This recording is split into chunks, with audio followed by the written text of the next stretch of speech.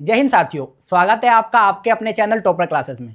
दोस्तों, जैसा कि आप जानते हैं डीएसएसबी टीजीटी एसएसटी के एग्जाम चल रहे हैं और आज मैं अपना ऑनेस्ट रिव्यू देने वाला हूं आपको अपने इस चैनल पे।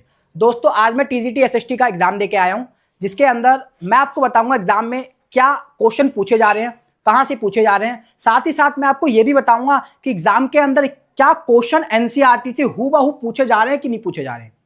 मैं आपको पार्ट 1 और पार्ट 2 दोनों का एक सटीक एनालिसिस दूंगा। दोस्तों, अभी मैं बिहार के अंदर टीजीटी एसएसटी पोस्टेड हूं। मैं डीएसएसबी का एग्जाम देने के लिए अंदर दिल्ली आया था, तो आज सेकंड शिफ्ट के अंदर डीएसएसबी टीजीटी एसएसटी का एग्जाम मैंने दिया है, इसी का ही एनालिसिस दूंगा। चलिए वीडियो में लास्ट तक बने रहिए। दोस्तों, ये डीएसएसबी टीजीटी एसएसटी का एग्जाम रिव्यू है सेकंड शिफ्ट का। मेरा सेकंड शिफ्ट था दोस्तों। सेकंड शिफ्ट के अंदर कौन कौन से क्वेश्चन आए थे, कैसे आए थे, मैं आपको ये बताऊंगा। दोस्तों, जैसा कि आप जानते हैं डीएसएसबी के एग्जाम के अंदर हमारे पास दो पार्ट से क्वेश्चन आते हैं। टीजीटी एसएसटी के अंदर दो पार्ट से क्वेश्चन आते हैं। एक होता है पार्ट 1। पार्ट 1 के अंदर जैसा कि आप जानते हैं 5 सब्जेक्ट होते हैं। पहला जो होता है हमारा दोस्तों वो रीजनिंग का होता है। दूसरा जो होता है दोस्तों हमारा वो जीके जीएस का होता है। इसके अंदर ही हमारी करंट अफेयर भी पूछी जाती है। तीसरा जो होता है दोस्तों हमारा मैथ का होता है। दोस्तों, ये सब मुझे पता है, आपको पता होगा, लेकिन फिर भी मैं आपको बताऊंगा किस किस टॉपिक से कौन कौन से क्वेश्चन आ रहे हैं, लैंग्वेज क्या थी उसकी। मैं एक एक क्वेश्चन की आपको लैंग्वेज ही बताऊंगा, इसलिए वीडियो में लास्ट तक बने रहे। चौथा जो सब्जेक्ट होता है दोस्तों हमारा वो इंग्लिश का होता है। पांचवा सब्जेक्ट जो होता है दोस्तों हमारा वो जीके का होता है। अब देखिए पेपर में आ क्या रहा था दोस्तों, जैसा कि आप जानते हैं रीजनिंग के अंदर वही एग्जाम का पैटर्न फॉलो हो रहा है जो 2025 में डीएसएसबी ने फॉलो किया है। जैसा कि आप रीजनिंग के अंदर पूरे 20 में से 20 मार्क्स करना चाहते हो, तो मैं आपको कुछ स्ट्रेटेजी बताता हूं। दोस्तों, जैसा कि आप जानते हैं डीएसएसबी इन दोनों अपने टीजीटी के एग्जाम करा रही है। इससे पहले पीजीटी के एग्जाम भी कराए हैं इसने। जो एग्जाम का पैटर्न इसने 2025 के अंदर फॉलो किया है, सेम टू सेम उसी चैप्टर से क्वेश्चन पूछे जा रहे हैं, जिसके अंदर आप ब्लड रिलेशन देख लीजिए, सीटिंग अरेंजमेंट देख लीजिए, एक रैंकिंग देख लीजिए। रैंकिंग के अंदर भी क्वेश्चन हुआ वाला कि मेरा स्थान दाएं से 5वां है, टोटल 25 लोग हैं, बाएं से क्या स्थान होगा। सीटिंग अरेंजमेंट के अंदर क्वेश्चन ऐसे आ रहे हैं कि ऊपर से सोमवार, मंगलवार, बुधवार, वीरवार, शुक्रवार, शनिवार को मैंने सोमवार को एग्जाम दिया, एम ने मंगलवार को एग्जाम दिया, पी ने बुधवार को एग्जाम दिया, तो नीचे ऐसा मेरी रैंक क्या है, ऐसे सवाल पूछे जा रहे हैं। एक सवाल ऐसा था कि कोई व्यक्ति घर के अंदर 5 मंजिला मकान में रहता है, राम चौथी मंजिल पर रहता है, श्याम तीसरी मंजिल पर रहता है, मोनू दूसरी मंजिल पर रहता है, मोनू के नीचे कितने व्यक्ति है, ऐसे क्वेश्चन पूछे जा रहे हैं।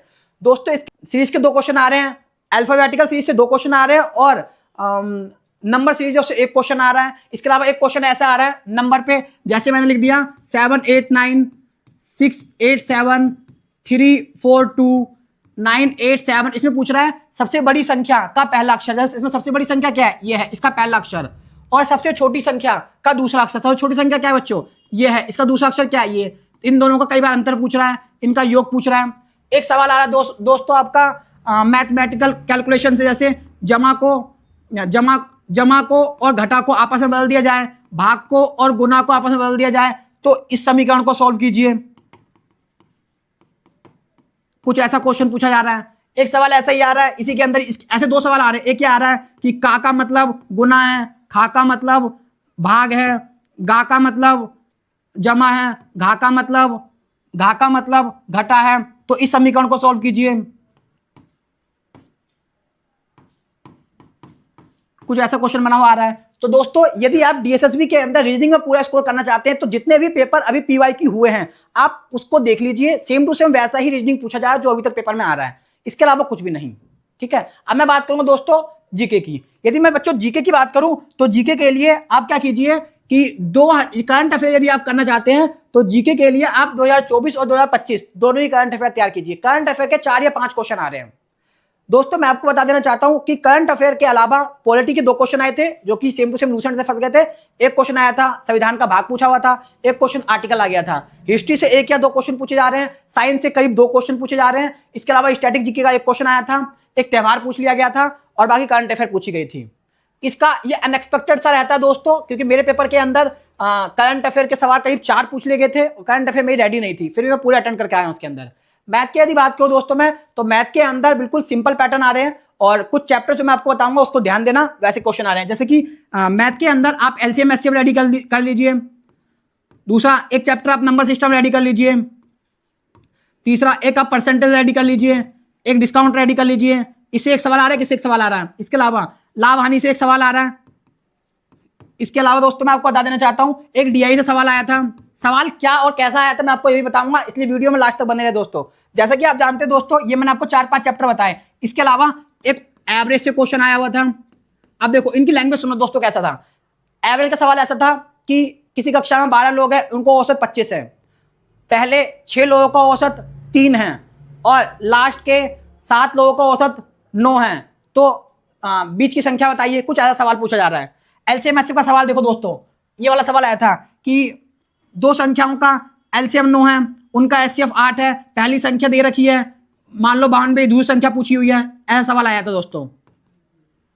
इसके अलावा नंबर सिस्टम के अंदर सिंपल सा नंबर सिस्टम पूछा गया था। इसके अलावा परसेंटेज के अंदर भी सिंपल सा क्वेश्चन आ रहा है। डीआई के अंदर और डिस्काउंट के अंदर जो क्वेश्चन आ रहा है दोस्तों, डिस्काउंट के अंदर में ऐसा आया था जो मतलब कि इससे बन जाता है, जो क्या बोलते हैं, सीपी से एमपी का रेशियो पूछा हुआ है। सीपी से एमपी का रेशियो जैसे 100 minus D plus 100 plus P से जो बनता है, मतलब किसी चीज को बेचने पे कुछ परसेंट का प्रॉफिट दे रखा है और डिस्काउंट परसेंटेज दे रखा है। ये पूछ रखा था कि विक्रय मूल्य एमआरपी को क्रय मूल्य से कितना अधिक अंकित किया गया, कुछ ऐसा सवाल पूछा जा रहा है दोस्तों। इसके अलावा मैं आपको बताऊं, लाभ हानि से 2 क्वेश्चन थे लेकिन कैलकुलेटिव थे, मैंने दोनों कर दिए हैं। इसके अलावा ट्रेन वाले चैप्टर से एक क्वेश्चन था, ट्रेन से। समय दूरी चाल से एक क्वेश्चन था, समय दूरी चाल से दोस्तों एक क्वेश्चन था, मैं एक क्वेश्चन छोड़ के आया हूं। समय दूरी और चाल से थोड़ा कैलकुलेटिव सवाल था, ये बन नहीं रहा था तो मैंने छोड़ दिया। मैथ के अंदर आसानी क्वेश्चन आ रहे हैं, ज्यादा आसान भी नहीं है, ज्यादा कठिन भी नहीं है, मॉडरेट लेवल आ रहा है। यदि आपकी थोड़ी सी प्रैक्टिस है दोस्तों तो आप मैथ के अंदर पूरे 20 में से 20 कर लोगे। मैं मैथ के अंदर 19 क्वेश्चन ठीक करके आया हूं और 20 में से मैं रीजनिंग के अंदर पूरे 20 करके आया हूं, मुझे लगता है पूरे 20 में से 20 ही ठीक होंगे। इसके अलावा दोस्तों मैं इंग्लिश बताऊं आपको, तो इंग्लिश भी सेम टू सेम जैसा पेपर के अंदर पूछा जा रहा है वैसा ही आ रहा है। दो आपके जो इडम्स आई हुई थी, दोनों नीतू मैम की वोकैब से मेरा पढ़ा हुआ आ गया था। पुल समवन लैग आया था, एक और आया था, पता नहीं क्या, ध्यान नहीं आ रहा मेरे को। इसके अलावा एक वन वर्ड आया था कि बहन की हत्या करना, सोरोडिसाइड, ये मेरे पेपर में आ गया था। 3 वोकैब हो गई। इसके अलावा 2 एंटोनियम का क्वेश्चन था, एक सिनोनियम का क्वेश्चन आया था। 5 तो पैसेज आ रहा है आपका। पैसेज भी सिंपल ही है, ध्यान से पढ़िए। पैसेज नॉर्मली मैं यहाँ छोड़ देता था लेकिन एग्जाम में समय देके मैंने पैसेज को भी अटेंड किया दोस्तों। इसके अलावा जो कुछ ग्रामर के क्वेश्चन आ रहे हैं वो ज्यादा लेंथी नहीं आ रहे हैं। ग्रामर के क्वेश्चन के अंदर यदि मैं आपकी बात करूं दोस्तों, तो इंग्लिश के अंदर फिल इन द ब्लैंक्स के फॉर्म में आ रही है। फिल इन द ब्लैंक्स बोले तो जैसे कोई एक स्टेटमेंट दे देगा, फिल इन द ब्लैंक्स के लिए बीच में क्वेश्चन मार्क लगा दिया, फिल इन द ब्लैंक्स पूछ रहा हो आपसे, क्वेश्चन टैग पूछ रहा हो आपसे।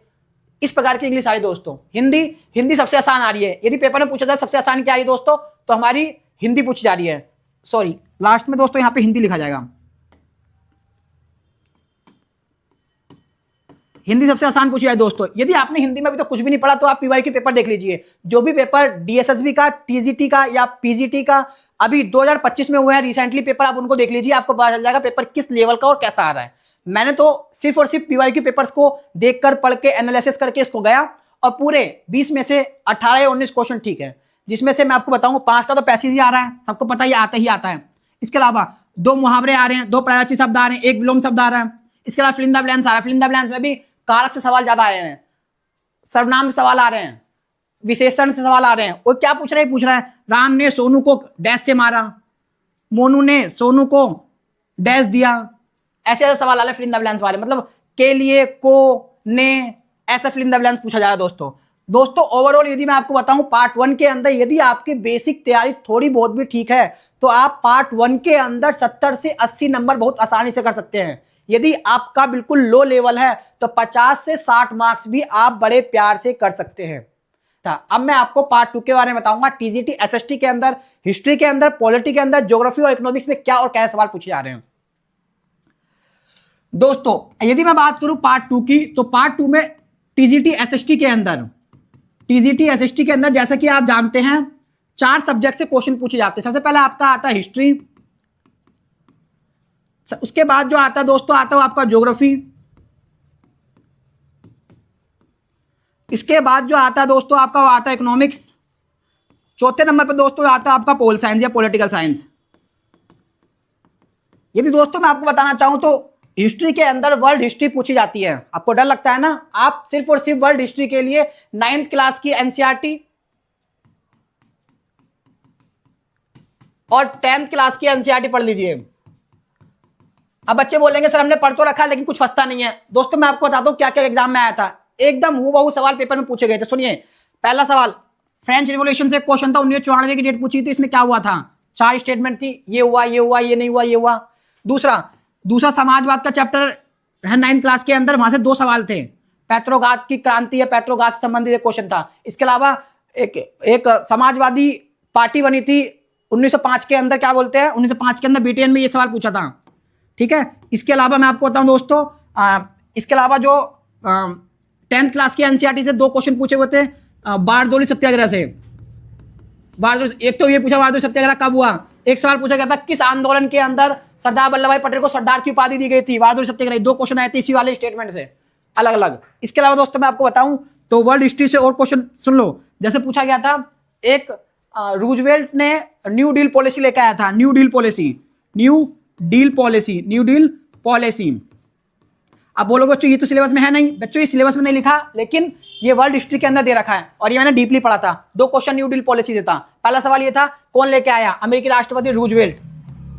एक सवाल तो ये पूछा था। इसके अलावा एक सवाल पूछा गया था इकोनॉमिक डिप्रेशन से, आर्थिक मंदी से। इससे 2 सवाल पूछे गए थे आर्थिक मंदी से। डिट्टो आसान सवाल। पहला, आर्थिक मंदी कब आई थी? 1929 में। एक सवाल ये पूछा गया था। एक सवाल ये पूछा गया था, आर्थिक मंदी कब से कब तक रही थी? एक सवाल ये भी था। तो ये 1929 से लेकर 1933 तक रही थी और आगे पीछे भी इसका प्रभाव था। लेकिन जो ऑप्शन में ठीक लगेगा दोस्तों, आप उसी को ठीक करेंगे ना। दोस्तों यदि वर्ल्ड हिस्ट्री के सवाल बताओ तो मेरे पेपर के अंदर सवाल देखिए, बच्चों 1794 था ये। ठीक, तो फ्रेंच रेवोल्यूशन से एक सवाल, समाजवाद की क्रांति से एक सवाल, इसके अलावा न्यू डील पॉलिसी से 2 सवाल है ना, और आर्थिक मंदी 2 सवाल था। फ्रांस की क्रांति से 2 या 3 सवाल पूछे गए थे दोस्तों। इसके अलावा 10th क्लास की एनसीईआरटी से मैं बताऊं दोस्तों आपको, तो आपके पेपर के अंदर एक सवाल आया था, करीब 5 या 6 सवाल आए हुए थे आपके इंडियन नेशनल मूवमेंट से। 2 तो मैंने आपको ये बताया। इसके अलावा 1857 के रिवोल्ट से क्वेश्चन आया हुआ था कि भाई दिल्ली में 58वीं क्रांति को किसने दबाया था। एक सवाल ये पूछा था 58वीं क्रांति को लखनऊ से किसने किया था? बेगम हजरत महल ने किया था। दोस्तों इस प्रकार के सवाल पूछे जा रहे हैं। क्या ये कठिन सवाल है? हाँ, कुछ क्वेश्चन ऐसे भी औद्योगिक क्रांति का सवाल था कि भाई जेम्स वॉट ने क्या बोलते हैं, जो भाप के इंजन का आविष्कार किया था उसमें संशोधन किया था। डेट पूछी थी, कब किया था?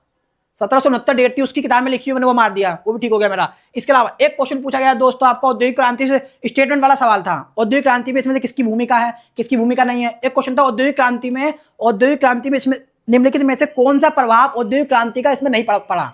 ये क्वेश्चन पूछे गए दोस्तों। अब मैं बात करता हूं दोस्तों ज्योग्राफी की। ज्योग्राफी के अंदर यदि मैं बात करूं बच्चों, तो ज्योग्राफी के अंदर जो सवाल हमारे पेपर के अंदर पूछे गए थे वो 11th क्लास की एनसीईआरटी से और 9th क्लास की एनसीईआरटी ज्यादा पूछे गए थे।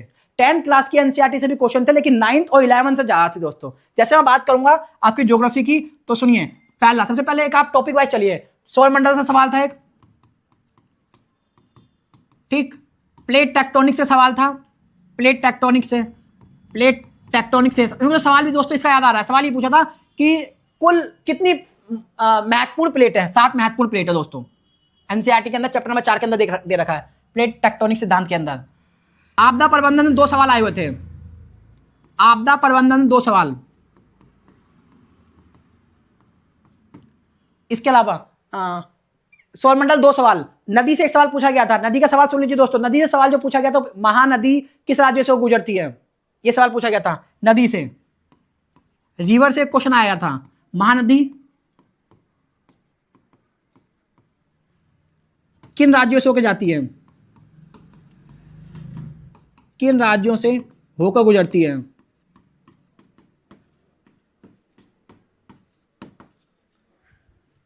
इसके अलावा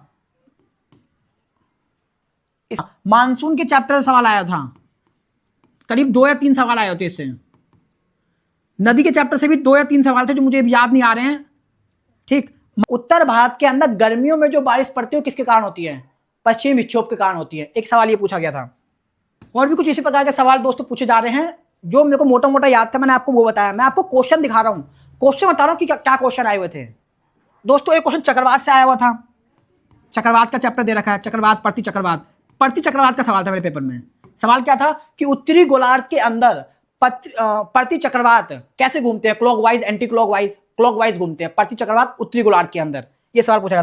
प्रति चक्रवात उत्तरी गोलार्ध में कैसे घूमता है, उत्तरी गोलार्ध में कैसे घूमता है, कैसे घूमता है।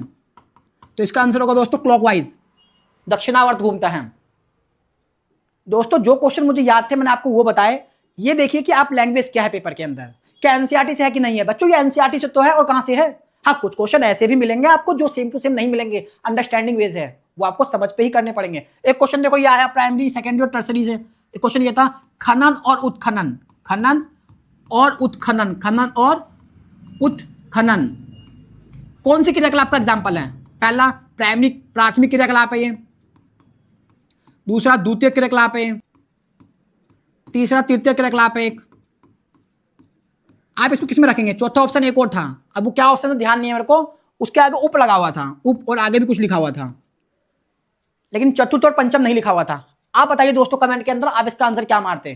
खनन और उत्खनन कौन सी क्रियाकलाप का उदाहरण है। इसको ज्योग्राफी में ले लीजिए आप या इकोनॉमिक्स में, कहीं से भी मान लीजिए, क्योंकि क्वेश्चन इको का भी बन सकता है दोस्तों इस प्रकार के सवाल आपके पेपर में एसएसटी के अंदर पूछे जा रहे हैं। क्या बच्चों बताइए, क्या ये क्वेश्चन आपके एनसीईआरटी में नहीं लिखे हुए।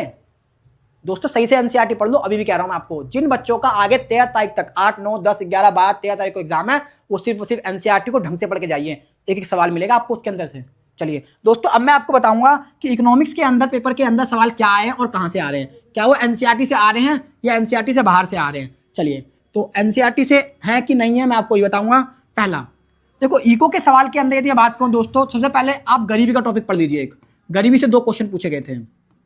इसके बाद आप पढ़ लीजिए पीपीपी, पब्लिक है पीपीपी। ये मैंने ज़्यादा चीज़ें डीपली पढ़ा नहीं था क्योंकि एनसीईआरटी में मिला नहीं मेरे को ये, तो एक क्वेश्चन आया था मेरा छूट ही गया लगभग, मतलब मैंने अंडरस्टैंडिंग के बेस पे मार दिया इसको। राष्ट्रीय आय से एक सवाल आ रहा है, राष्ट्रीय आय से एक सवाल आ रहा है। इसके अलावा आप ले लीजिए फूड सिक्योरिटी 2 सवाल, फूड सिक्योरिटी खाद्य सुरक्षा, फूड सिक्योरिटी 2 सवाल पूछे जा रहे हैं। ये तो 2 या 3 सवाल पूछे गए दोस्तों, ये तो 9th क्लास के अंदर देखा, यहीं से आ गया था सवाल सेम। ठीक, गरीबी से जो 2 क्वेश्चन आए थे, एक तो एनसीईआरटी का सेम सवाल आ गया था और एक सेम सवाल आ गया था गरीबी से, स्टेटमेंट वाइज वाला सवाल था। और एक स्कीम पूछी गई थी ग्राम स्वर्ण जयंती वाली, जो है ना 1999 वाली स्कीम थी, वो मैंने मार दिया था इसके अंदर। इसके अलावा मैं दोस्तों आपके सामने बात करूं तो आप इकोनॉमिक्स के अंदर वो प्राथमिक द्वितीय तृतीय क्रियाकलाप दे रखा, प्राथमिक द्वितीय तृतीय क्रियाकलाप जो चैप्टर है, आर्थिक क्रियाएं वाला चैप्टर, ये कर लीजिए। आर्थिक क्रियाएं वाला चैप्टर, यहां से पेपर में सवाल आ रहा है। ठीक है, इसके अलावा दोस्तों मैं आपको बताऊं तो ये कुछ महत्वपूर्ण चैप्टर हैं जो आपको जरूर कर लेने चाहिए। आपके पेपर के अंदर सवाल यहीं से देखने को मिलेंगे और यहीं से आ भी रहे हैं। ठीक है दोस्तों, मुझे लगता है कि आपने ऐसे भी टॉपिक रेडी कर लिए होंगे और जिन्हें नहीं किया अच्छी तरह से कर लीजिए। अब मैं बात करूंगा दोस्तों इकोनॉमिक्स की, सॉरी पोल साइंस की। तो पोल साइंस के अंदर जो क्वेश्चन आ रहे हैं दोस्तों, उसका ऑनेस्ट रिव्यू ये रहने वाला है कि उसका कुछ ऐसा रहेगा बच्चों कि एसएसटी के अंदर सबसे जो टफ पूछी जा रही है, मुझे लग रहा है ज्यादा पूछी जा रही है, वो आपकी पोल साइंस है। क्योंकि पोल साइंस के अंदर जो क्वेश्चन पूछे जा रहे हैं वो सेम टू सेम सवाल बहुत कम मिल रहे हैं। स्टेटमेंट वाले सवाल, अंडरस्टैंडिंग बेस्ड सवाल पूछे जा रहे हैं। जैसे सेम टू सेम सवाल 2 ही मिले। पहला सवाल मिला कि घाना कब आजाद हुआ, घाना कब आजाद हुआ, कब आजाद हुआ। दोस्तों हालांकि मेरा क्वेश्चन गलत हो गया, मुझे बहुत दुख हो रहा है। घाना कब आजाद हुआ ये क्वेश्चन पूछा गया था, ये क्वेश्चन पूछा गया था। तो हालांकि मेरा गलत हो गया, बहुत दुख है मुझे। 1957 में हुआ था, मैं 1954 मार दिया, रिवीजन में नहीं था मैं। ठीक, और 1960 भी था ऑप्शन में, 1954 भी था ऑप्शन में। ठीक है, 54, 57 और 51 भी था ऑप्शन में। ठीक, मैंने ये मार दिया, ये आंसर होगा इसका। दूसरा एक क्वेश्चन जो पूछा, ये डायरेक्ट सवाल सिर्फ 1 या 2 ही मिलेगा आपको। एक सवाल ये था, एक सवाल और था डायरेक्ट, बाकी सब इनडायरेक्ट सवाल ही पूछे गए थे।